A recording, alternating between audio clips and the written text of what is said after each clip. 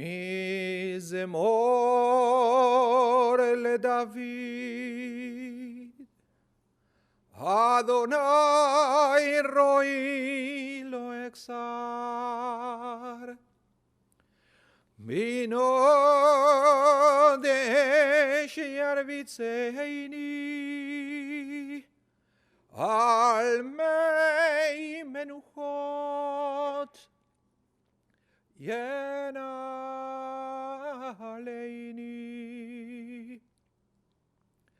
נפשי שובב ינחני, ומגלי צדק למען שמו, גם כי אלק וגיא צל מוות, לא ידע רק אתה עמדי. שבטך ומשענתך המה ינחמוני, תערוך לפני שולחן נגד שורדיי, דשנת ושמן ראשי כוסי רוויה.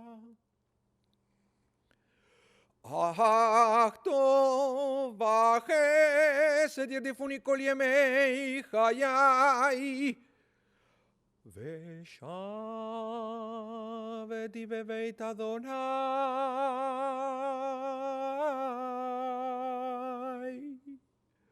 לאורך ימים.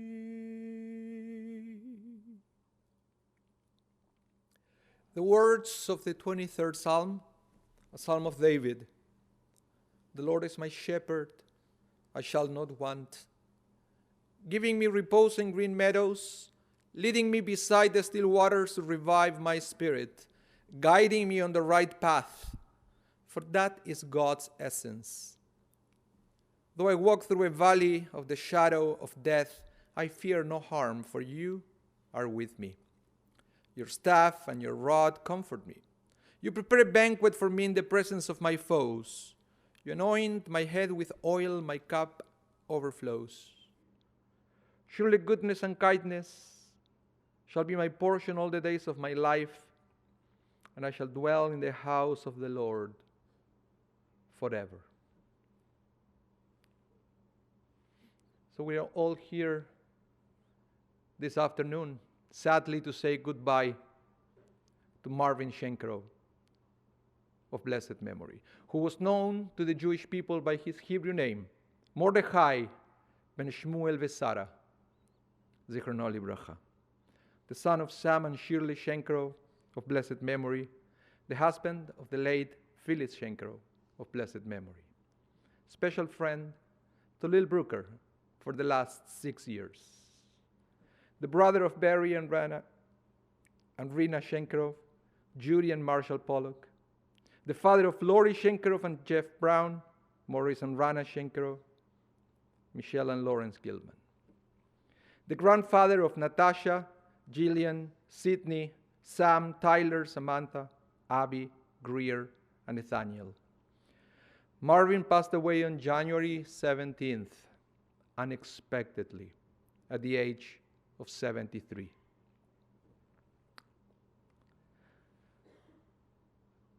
A little while ago, I heard a story from a rabbi who lives in Israel. His name is Avi Wiesenfeld. And I would like to share this story with you. And he was saying, there I was, sitting on a plane, minding my own business, as I normally like to do. And a very interesting conversation was going on, which I just could not help to listen to. Not intentionally, but it was in my face. They were speaking very loudly. There was a fellow there who was talking about certain experiences he had, and he was telling it over to his seatmate. And he said, you know, I have a court case and I have to hire a lawyer. It is a very big case involving a lot of money, so I needed to get a top lawyer. I needed to get one of the big guns. I needed to get a lawyer that was going to win the case and make me a tremendous amount of money. Otherwise, there is no chance, and I might lose all my business, and I might lose all my fortune. You know, I found the right guy. He was unbelievably hard to get hold of, and unbelievably hard to get him to agree to take a case. But I met with him, I told him my situation, and he said to me, if you want me to start the case, no problem. I need $20,000 in my bank account by the end of the day. Then I'll start the case. Then I will let you know if we need more money.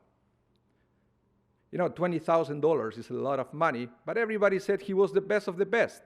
He has tremendous experience, so I decided to do it. I transferred the $20,000 to the lawyer's bank account. Then I sent him all the details of the case, contact numbers, email addresses, receipts, etc. And the lawyer said, this is great, leave it to me. I knew that the lawyer immediately made some phone calls, sent some emails, and contacted a few people related to the case. 3 days later, I got an email from the lawyer saying that there was only $5,000 left in the account and that I should refill the account before he can continue. And I said, what? That was $15,000 in 3 days. So I called him to find out what was going on. After a while, I said, listen to me. You made a couple of phone calls, you sent a few emails. How is that possible? And the lawyer said, you have to understand. In this phone call alone that you made, you already spoke to me for 24 minutes. You just used another $3,000 from the account. I said, are you crazy? It's $124 a minute. The conversation between these two people in the plane kept going on. But at that point, I stopped listening and I started thinking. I realized that when you know that every minute you are in a phone call with a guy costs you $124, you're going to be very careful the words that you say. You're going to be very mindful of every word you use to be sure it is used in the right way and with the right purpose.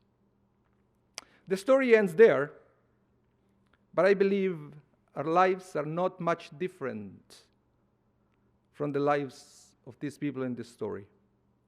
And we should all be mindful of the words we say to be sure that every word has a purpose. Today we are saying goodbye to Marvin Shenkarow, blessed memory, a person that was known for being a man of few words. The rabbis praised people like Marvin who didn't speak just for the sake of speaking. As we read in Pirkei Avot, chapter 1, Mishnah 17, and it says, Rabbi Shimon says, all the days I grew up among sages, and I did not find anything better for myself except silence. And the Vilna Gaon writes that a person who wants to get to the world to come should guard his speech. This world lasts for an instant, but the next world lasts forever. More important than all the Torah, all the Mishnah, all the Talmud, all the laws, everything you learn in your entire life is what comes out of your mouth. In other words, if you want to enter to the world to come, become like Marvin Shenkarow, a person of a few but meaningful words said at the right time. There is so much about Marvin that has to be said at this time. And out of all the meaningful tradition we have in Jewish funerals, perhaps the most important one is the eulogy. The word eulogy means a good word. Giving a eulogy is a way to honor a person's life through a few but meaningful words. So I would like to start the process of honoring Marvin Shenkarow by inviting his son Morris Shenkarow to come forward to share with us his eulogy.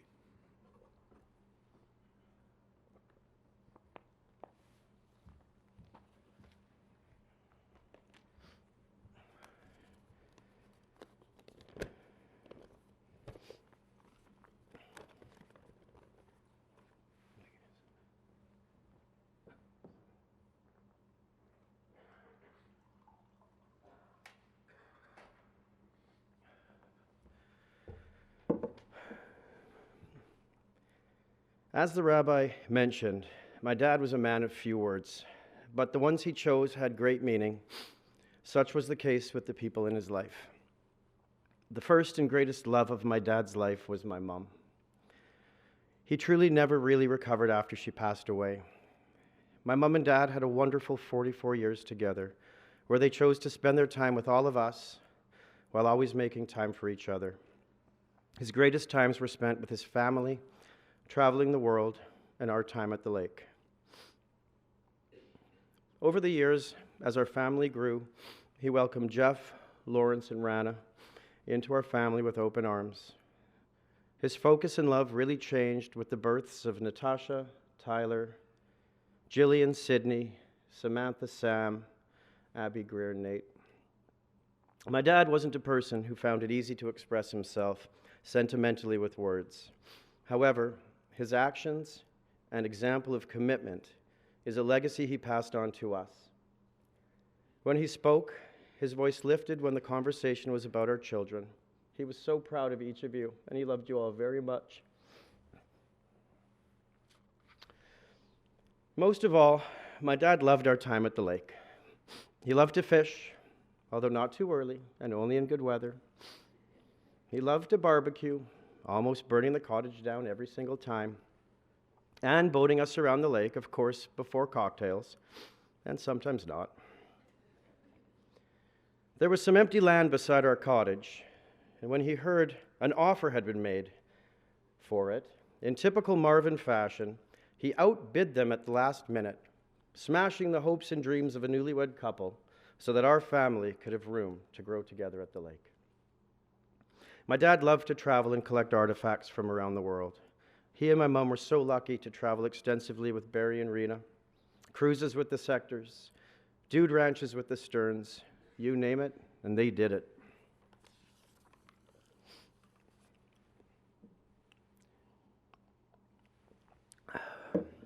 His lifelong friends were family to him.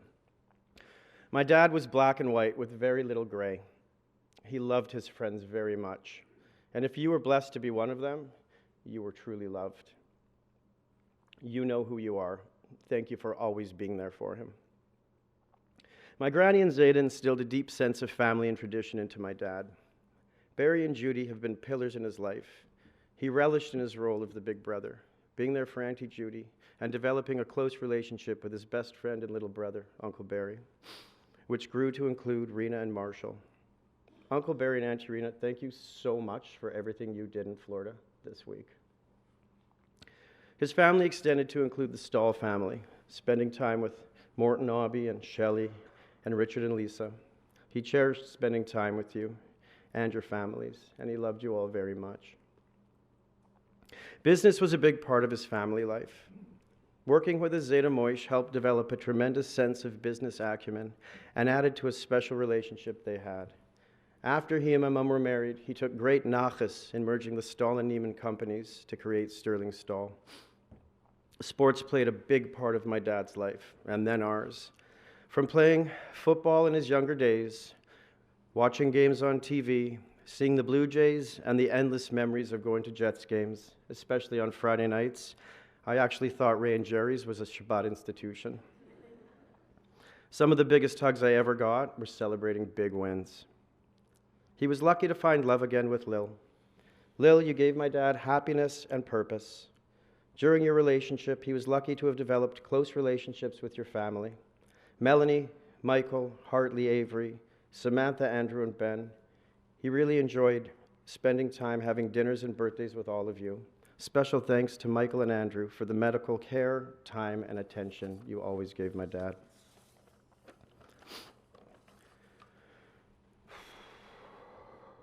I was speaking to Uncle Harvey last night, who put the kind of person my dad was into perspective. He said, if he was on the edge of a cliff holding onto a rope, who did he want holding on to the other side? The strongest person in the world, or the person who would never let go? He said he would choose my dad, because my dad would never let go. No one is truly dead until the ripples they cause in the world die away. We will keep you alive in our hearts, stories, and memories. I love you, Dad. I hope you're at peace.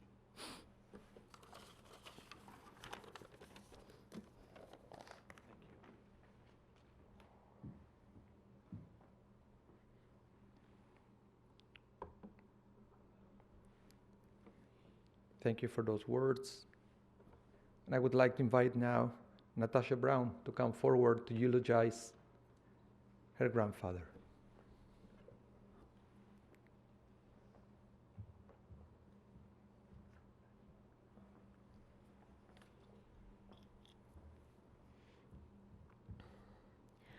Our Zeta used to tell us this story from when he was in high school. He heard rumors that another kid in his class was being anti-Semitic. Instead of ignoring it, or talking to the student, or figuring out if it was true, he decided to confront the issue head-on with brass knuckles. When we were younger, we thought this made Zeta a total badass. Now, we see it how he did. He taught us to stand up for what we believe in and to fight for what is right, but maybe we'll skip the brass knuckles. Every Friday, all our families would get together and have Shabbat dinner at Bubby and Zeta's. We would laugh at his record 19 sneezes in a row. We got to watch him eat disgusting food, and we listened to him tell us stories. After our Bubby died, we grew especially close. He would come over almost every night for dinner, and we could look forward to the pancake house every single Sunday. Dinners with Zeta was where we got to know him best. We even know his drink order, Kettle One martini straight up with a twist. But the lake was where we made some of our best memories together. He loved to take us on the boat. Our Bubby loved to take us to Seagull Island to feed the birds, and he would always be there to tell her it was ridiculous and drive us anyways. I remember having sleepovers with my Bubby and kicking him out of the bed, and he never complained once, well, at least not around me. He was also the type of person that never made us feel bad when we made a mistake. I can tell you from experience, when you crash his Sea-Doo or BMW, he never got mad. Our Zeta would support us through anything we set our mind to. Through graduations, new jobs, sports, and for me, vet school. He was always there to cheer us on and help us get there, even if that meant flying to Vancouver to give his support. He infected us all with the travel bug, taking us to amazing places every winter break and inspiring us all to continue seeing the world. And now we've covered almost every continent. We used to love when Bubby and Zeta got back from trips with all of their new stories and pictures. Zeta always told us about the time he had to dance with the pygmy villagers in Africa, and all he could talk about was how bad they smelled. As we got older, we were able to help our Zeta out just as much as he helped us, particularly on the electronics front. His iPad was a constant struggle, the most temperamental iPad in the whole world. My favorite house calls were the emergencies where I needed to help him beat his Candy Crush level, or when he would forget his Wi-Fi password, which was my name. Our Bubby always told us to look up at the brightest star in the sky, and that's where she'd be. And now we can look up and we know that you're happier right up there with her. We love you, Zeta.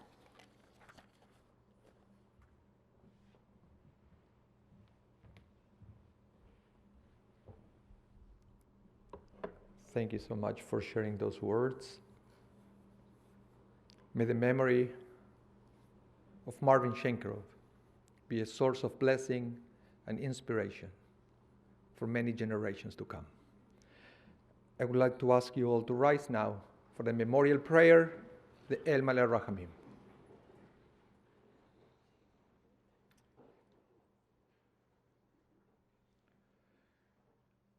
El Maleh Rachamim Shochem Bameroimim Hametze Menucha Nechona Tachat Kanfei HaShekhinah V'ma'alot Kedoshim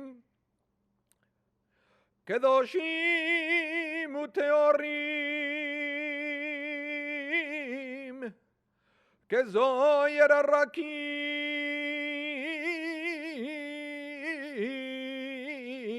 Mazirim et Nishemat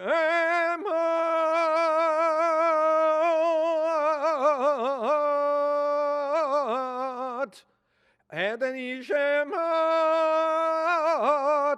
Mordechai ben Shmuel v'Sara she'alach le'olamo ועבור שאנו מתפללים ועד הצקרת נשמתו בגן עדן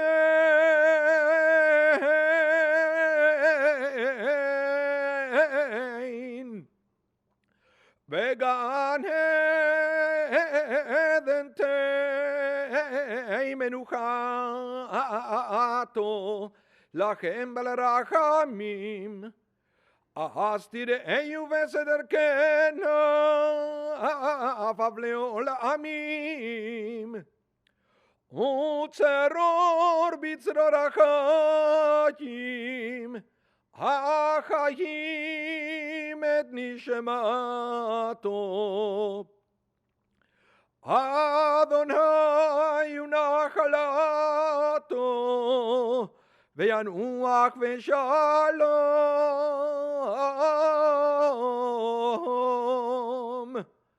על משכבו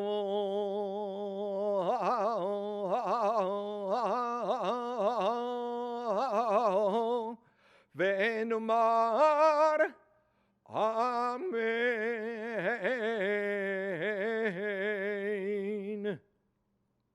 Exalted, compassionate God, grant infinite rest in your sheltering presence among the holy and pure to the soul of Marvin Shenkarow, who has gone to his eternal home.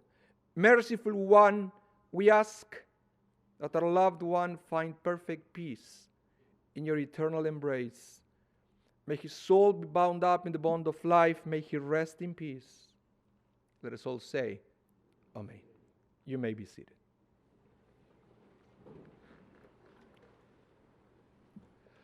So in a few minutes, we are going to proceed in caravan fashion to the Sherry Zedek Cemetery located in the corner of Armstrong and Main Street. If you are coming with us to the cemetery, please remember to turn on your four-way flashers, and please remember to stop at stop signs and red lights. Immediately after burial, we are going to return here to the Sherry Zedek for the meal of consolation.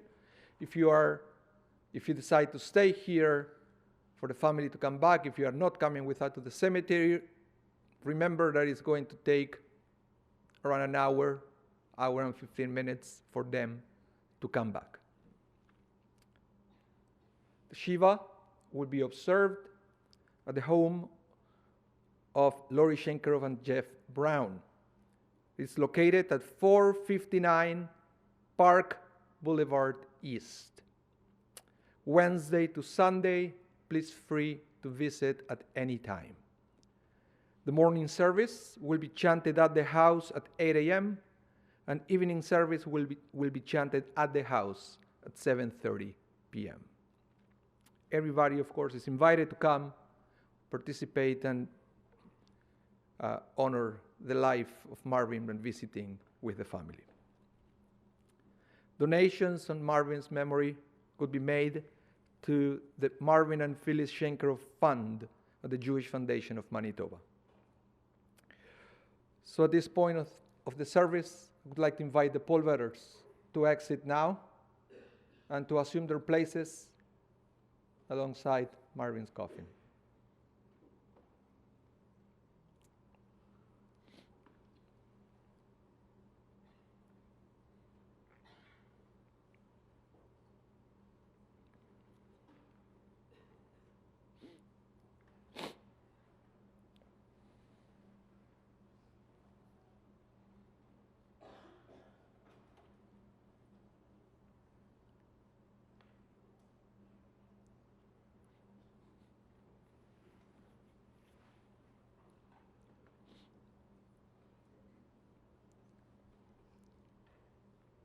So I would like to invite the family to exit now and to proceed to their transportation.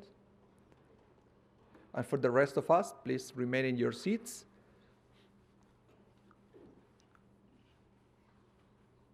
Our funeral director is going to give us a sign whenever it's time for us to leave the sanctuary.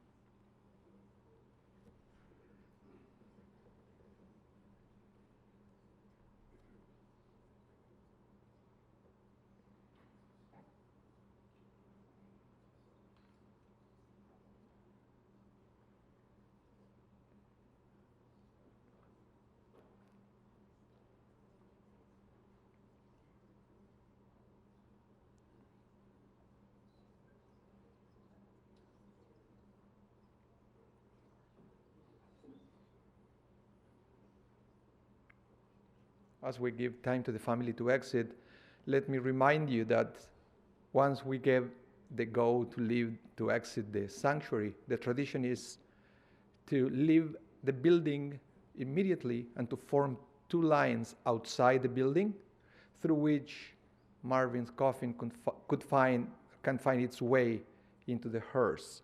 So after you exit and you put on your parkas, that's a tradition, to exit the building and to form two lines between the building and the hearse.